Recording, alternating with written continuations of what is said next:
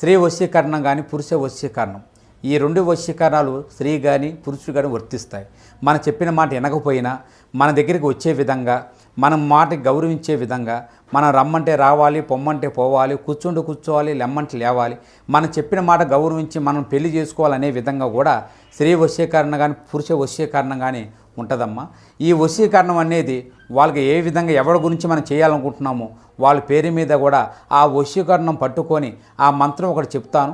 ఆ మంత్రం మీరు జపించగలిగారంటే ఆ వశీకరణం పట్టుకొని ఆ మంత్రం జపిస్తే 11 రోజుల్లో ఆ వ్యక్తి, నువ్వు ప్రేమించిన వ్యక్తి కానీ అమ్మాయి కానీ అబ్బాయి కానీ 11 రోజులు మీ దగ్గరికి వచ్చేది ఖచ్చితంగా గ్యారెంటీగా జరుగుతుంది. రోజున రాత్రి 7 గంటలు దాటాక ఒక స్త్రీ వల్ల వీరికి జరిగేది ఇది. ఏం జరగబోతుంది, ఎటువంటి ఫలితాలు పొందుకోబోతున్నారు అన్ని వివరాలు ఒక్కొక్కటిగా వివరంగా ఈ వీడియోలో విని తెలుసుకుందాము. వీడియో మీకు నచ్చితే తప్పకుండా ఒక చిన్న లైక్ చేసి మమ్మల్ని సపోర్ట్ చేయండి.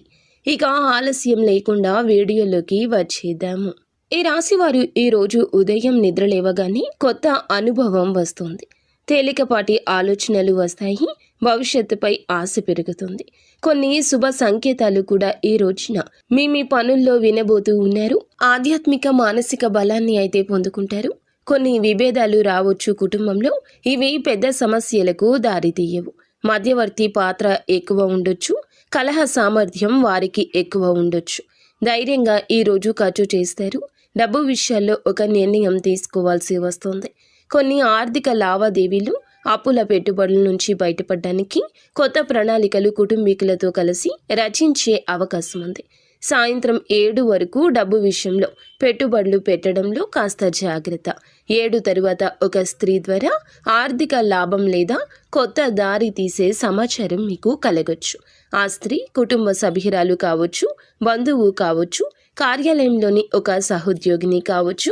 ఆర్థిక మార్పు మొదట కాస్త గజిబిజిగా అనిపించినా భవిష్యత్తులో ప్రయోజనం కలుగుతుంది. నమ్మకమే పెట్టుబడి అనే విధానాన్ని పెంచి పోషించే ప్రయత్నం చేయండి.